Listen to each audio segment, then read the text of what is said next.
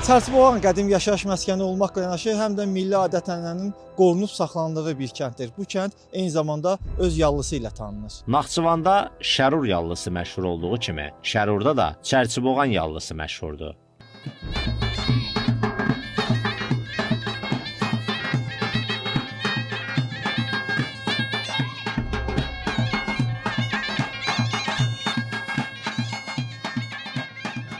Bizim Şərur rayon Çərçiboğan kəndi digər kəndlərdən fərqi odur ki, bizim ulu babalarımızdan bizə miras qalan bu qədim adət-ənənəmiz olan yallını inkişaf elətdiririk.